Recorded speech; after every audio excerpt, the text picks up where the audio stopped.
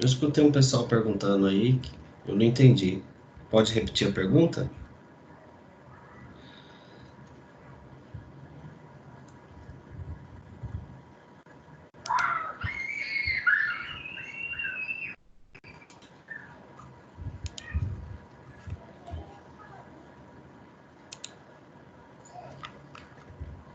Hoje nós vamos finalizar o sistema nervoso. Sistema nervoso 3 é caracterizado pelos processos psicomotores. Processo de atenção. Ele implica em uma ação de espírito em alguma coisa, aplicação, cuidado, escudo, meditação, ponderação, vigilância, benevolência, consideração, cortesia, respeito, urbanidade. Processo que consiste em focalizar certos aspectos da experiência de modo que se tornem relativamente mais vivos. Admite-se um campo central de atenção nas zonas marginais. Então, o primeiro processo é o processo de atenção. Ele está diretamente ligado a você focar em algo. Você se concentrar e determinar uma determinada ação e manter sempre ali, o foco ali.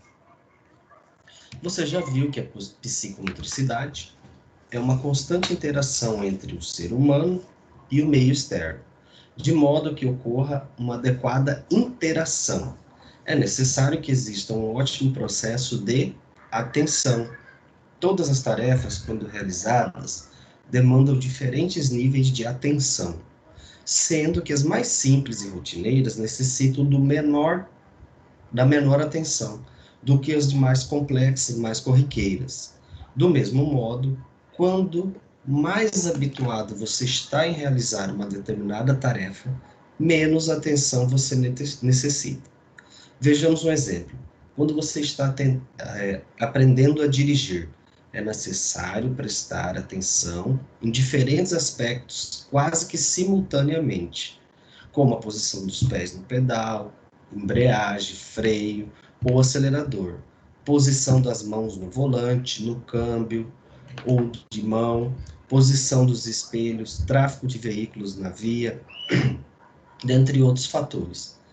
No início, tudo é tão difícil e demanda tanta atenção que um simples barulho na rua pode voltar sua atenção para outro foco. E assim você pode deixar o carro apagar ou acelerar demais. Durante uma curva, por exemplo, se um cachorro passa na pista, você pode facilmente voltar sua atenção para o cachorro e abrir ou fechar demais a curva. Então, são duas situações. Primeiro, aprender a dirigir. Quem já fez carteira de motorista ou dirige, percebe o quanto você tem que estar atento. Não só no que está acontecendo com o seu carro, mas no que está acontecendo à sua volta. Para que você acelere, freie, pare e assim por diante. Em uma curva, quando algo te distrai, o carro acaba saindo da rota da curva. Isso pode causar um acidente, então é necessário atenção. Isso nos mostra que o processo de atenção é seriado, ou seja, ele raramente ocorre ao mesmo tempo para um grande número de tarefas diferentes, mas sim em séries, ou seja, parte da atenção, ora está voltada para um item, ora está voltada para outro elemento.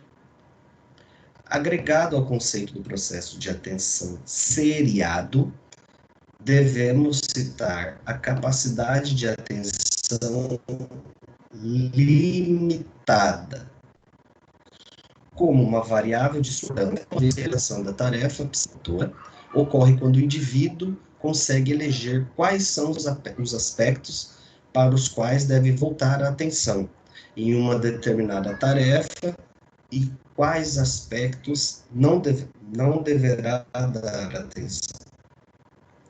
Focar, se estou fazendo, eu tenho que estar atento às noções de trânsito e ao do carro.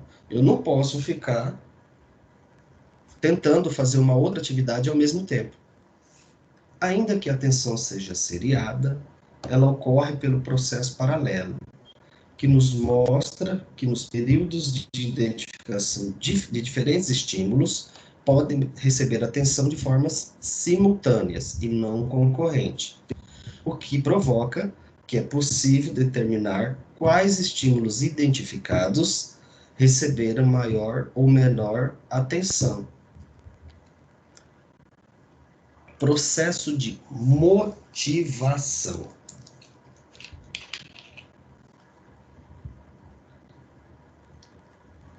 Como o próprio nome já diz, né? É o ato de incentivar alguém. É um processo de incentivo. Porém, não podemos esquecer que o objetivo, né? A motivação depende de metas. Na realidade, depende do quanto você consegue cumprir determinadas metas. Por esse motivo, o início de um processo de motivação está em tornar claro quais são os objetivos e metas de aprendizado, fazendo uma associação ao período escolar. Muitas vezes, algumas matérias não estavam com os objetivos e metas de aplicação prática claros em sua mente, o que torna o aprendizado pouco motivador. Muitas vezes geram notas baixas, motivação diminuída, cada vez mais. No entanto, outras matérias estavam com os objetivos e metas de aplicação bem determinados, fazendo com que cada novo aprendizado, uma meta fosse cumprida, tornando o aluno mais motivado, fazendo também com que a nota fosse melhor e a motivação aumentasse ainda mais. Bom, isso aqui a gente pode puxar até para nós, né? Essa nossa disciplina, ela é bem puxada, ela é teórica, a maior parte dela é teórica. Então, queira ou não, às vezes eu tento trazer um vídeo para uma animação para melhorar, para incentivar. Até porque se torna muito viciante eu ficar aqui só falando, uma vez que nós estamos numa live e acaba só o professor falando. Eu gosto de interação, porém reconheço que esse momento dificulta um pouco. Exemplo, um jogo de futebol. O time está vencendo, óbvio. Quando a sua equipe está vencendo, você tem ânimo para continuar. No caso futebol, sua equipe está fazendo vários gols. Você tem ânimo para continuar fazendo gol, porque está fácil. Se tornou fácil a situação. Agora, quando a sua equipe está perdendo, aí começa a ficar com raiva, querer que o jogo acabe logo. Às vezes acaba até fazendo uma falta mais forte, desnecessariamente. Um jogo de futebol, por exemplo, o time que está vencendo e fazendo mais gols normalmente está mais motivado a cada gol, o que faz com que o rendimento tenda a melhorar ainda mais. Já o time que está perdendo deve motivar-se para a constante busca pelas metas menores, até conseguir o primeiro gol, né? Tudo bem, mas é bem... uma goleada fica chato pra caramba. Dentro dos elementos psicomotores, o aspecto motivacional faz com que cada tarefa seja realizada com mais atenção e concentração. Torna-se mais eficaz e efetivo, o que aumenta a chance do sucesso e o cumprimento das tarefas e objetivos primários e secundários. Sendo assim, o aspecto motivacional torna-se um dos principais itens a garantir uma boa evolução de um indivíduo, durante a sua fase de desenvolvimento. A seguinte situação, sua equipe está perdendo. Já perceberam em jogos que, não o futebol, mas em jogos que é possível que o técnico peça tempo? Quando a equipe está indo mal e o técnico pede um tempo, percebe-se que os atletas focam a atenção em cima das palavras do técnico para que essas palavras corrijam os erros do jogo e os motive a buscar um resultado melhor. Daí, um dos principais, a evolução do indivíduo durante a fase de desenvolvimento. Em se tratando de categorias menores, em crianças, é um pouco mais sucessivo da dispersão deles durante o jogo. Uma vez que, às vezes, ele pode entrar em uma partida jogando contra a torcida adversária tem maior número, faz mais barulho. Isso influencia, nós já vimos lá atrás. Então, aqui o papel do profissional na motivação busca através da atenção e recuperar a atenção e a concentração durante um jogo, para que assim ele possa ter mais ênfase motivacional.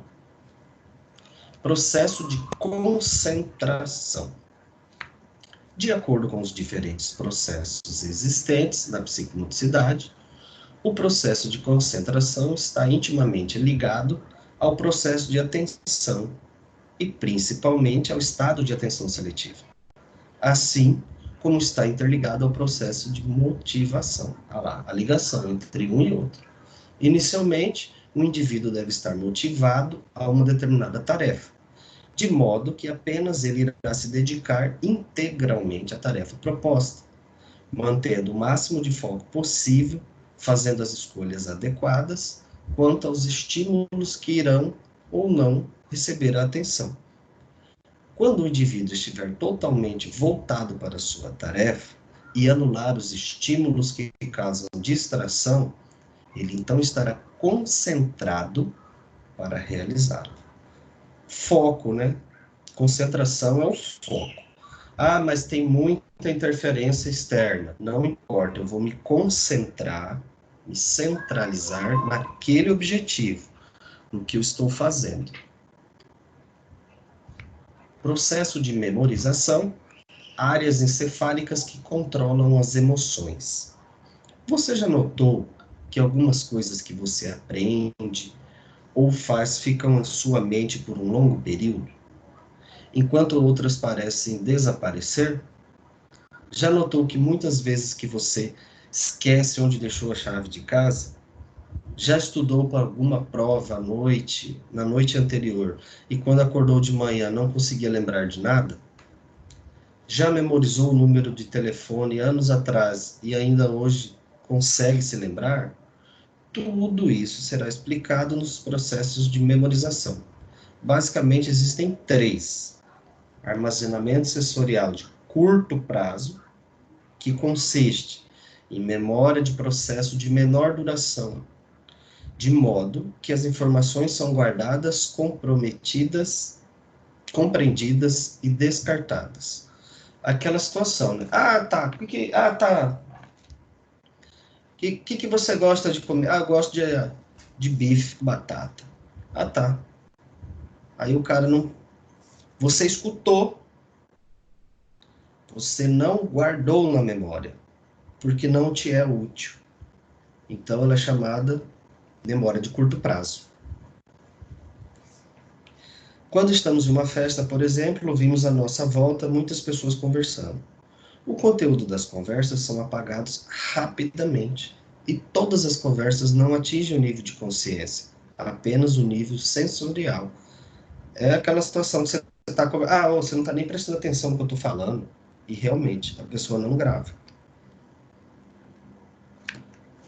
Memória de curto prazo pode ser considerado a porta de entrada das informações na memória.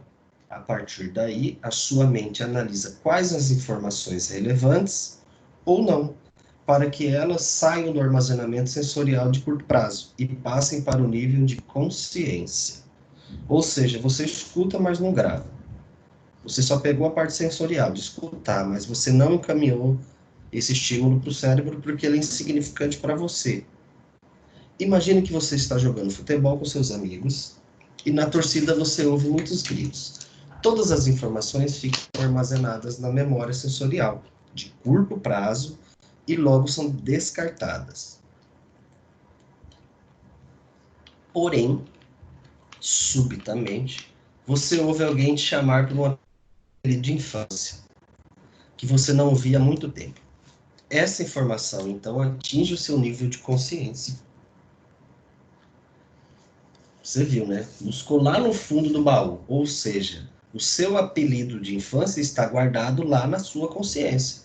E a partir do momento que alguém falou, você se lembrou. Tais orientações estão ativas em sua mente durante todo o processo de luto.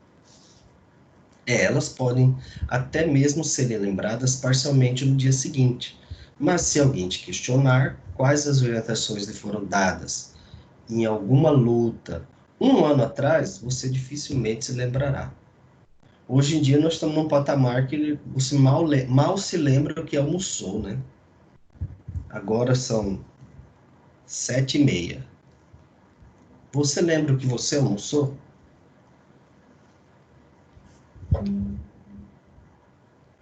Memória de longo prazo. O inverso, né?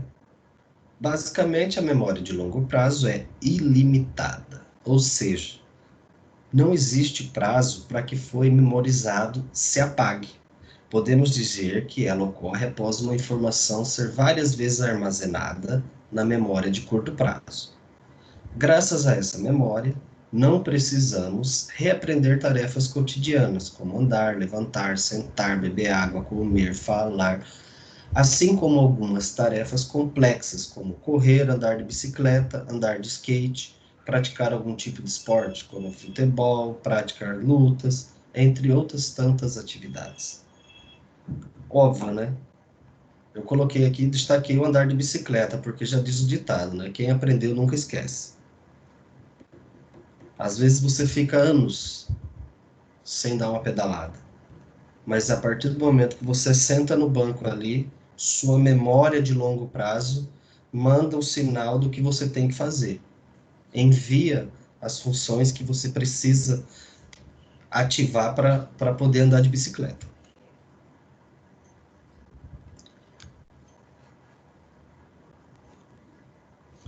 Áreas encefálicas que controlam as emoções. Há muito tempo pensavas que as emoções eram apenas controladas pelo cérebro.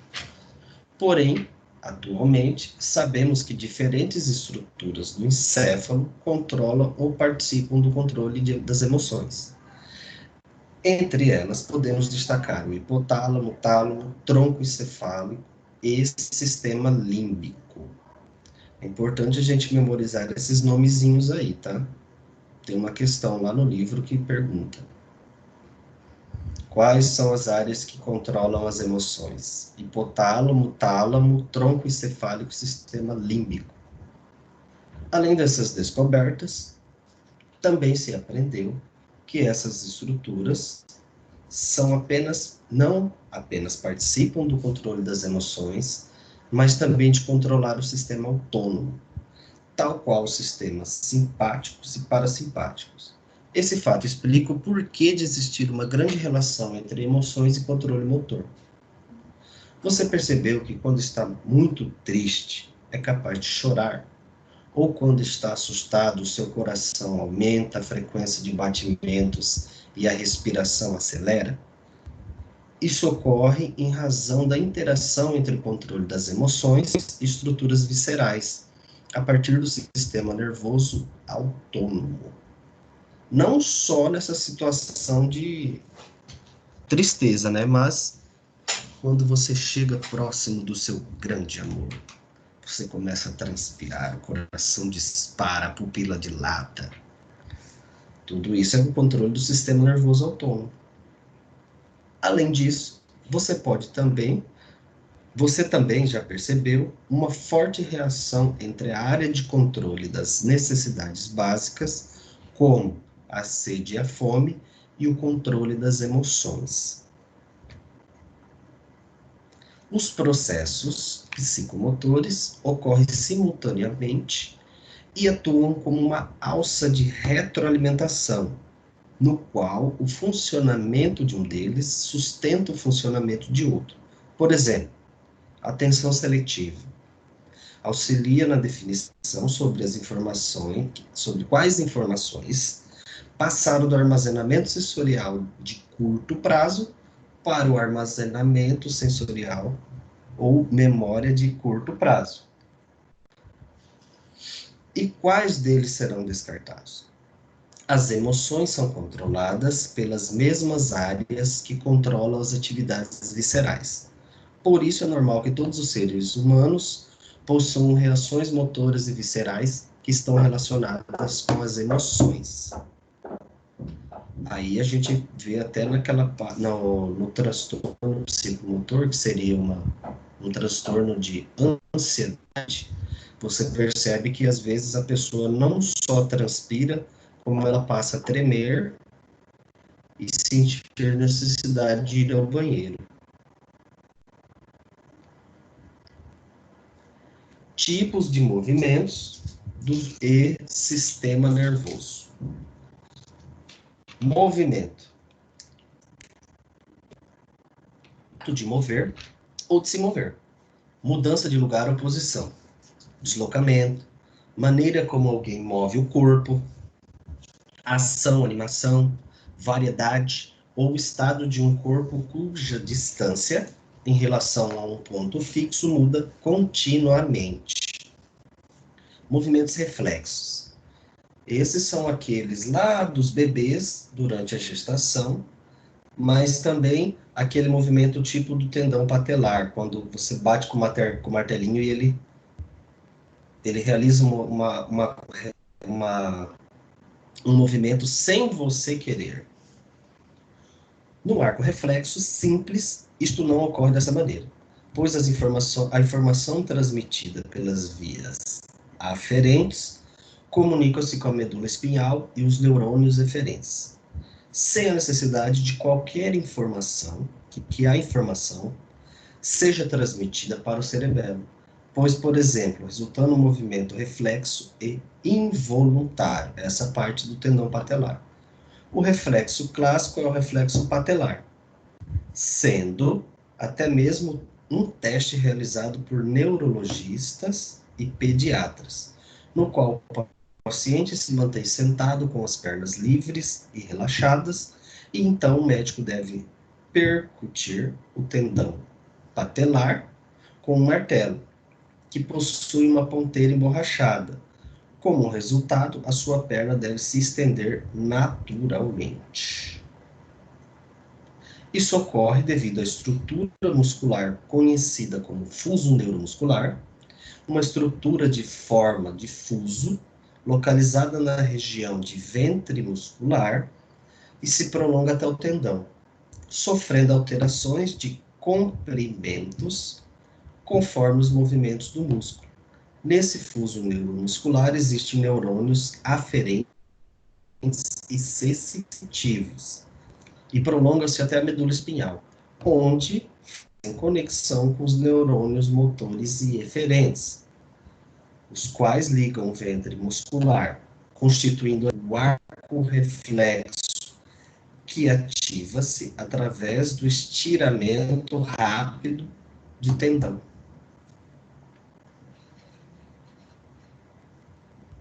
Movimento automático. Ocorre sem que você tenha realmente que pensar neles, mas para que possam começar a ocorrer, é necessário que você pratique repentinamente um movimento, até que ele ocorra sem que você tenha que se concentrar. Assim como acontece quando você caminha.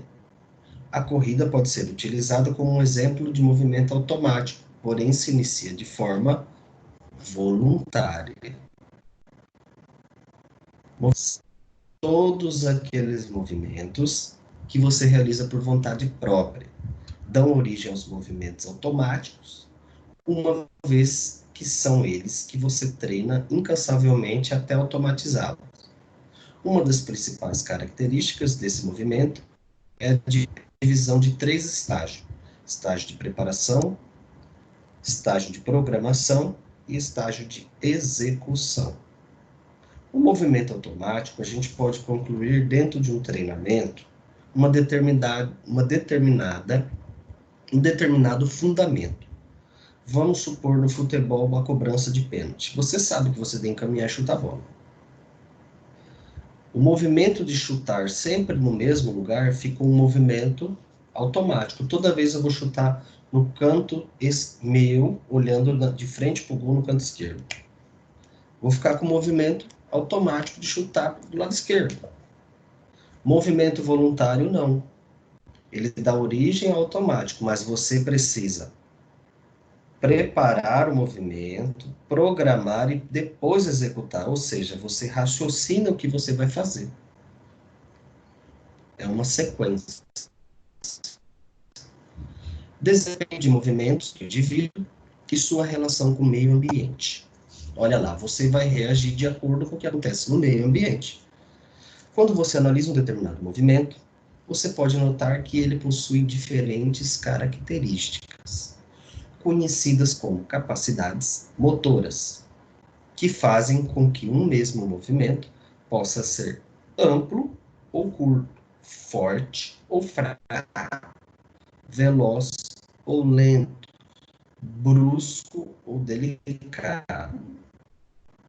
Assim, encontramos grandes e pequenas divisões, porém, não são apenas esses fatores que tornam determinado movimento eficaz ou ineficaz.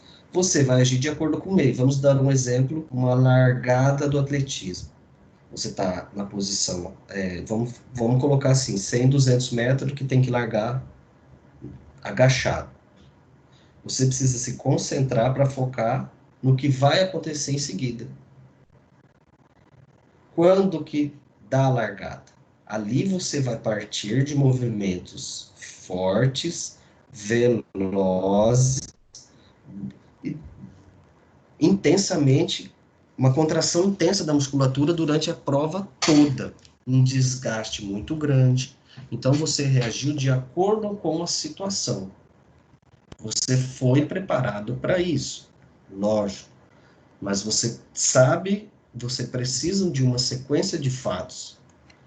Você tem uma influência do meio.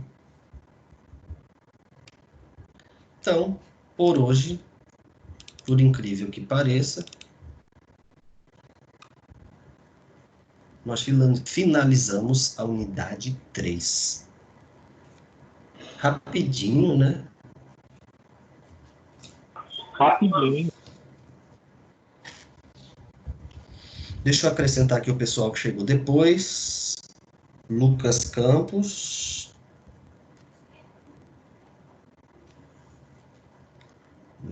E Amanda. Professor, Diga. Joyce não está conseguindo entrar, já mandei o link para ela e tudo aqui, não está conseguindo entrar. Quem? Joyce, faz hora que ela está tentando aqui, Tá. o link para ela, não... o senhor consegue Você ver ela mandou aí? aquele link que eu te mandei? Eu mandei, na verdade, pelo do senhor. Não, ela não apareceu. Eu consegui entrar pelo da Maiara, e a Maiara me mandou, eu mandei para ela, mesmo assim ela não está conseguindo. O senhor não está vendo ela então, né? Não, ela não tá, não. Tá, vou Com J tá só José Mauro e Júlio. Tá, vou tentar ver com ela. O que tá acontecendo? Tá, tudo bem. Então, vamos fazer uma pequena pausa de 10 minutos. Professor, Aí eu já só uma retorno dúvida. com as atividades parciais. Se alguém tiver alguma dúvida sobre o que foi falado, pode perguntar, estou aqui para isso. Não, professor, a sessão 3 finaliza hoje no portal? Unidade 3. Unidade 3, desculpa, isso. É hoje? É.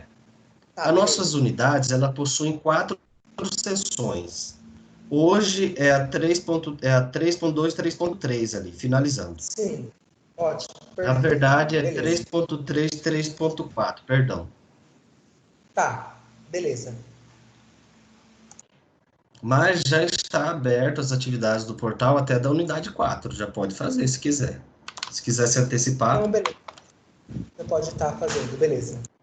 Eu vou aqui tomar um remédio e já volto, tá, gente? Rapidinho. Vou encerrar a gravação aqui.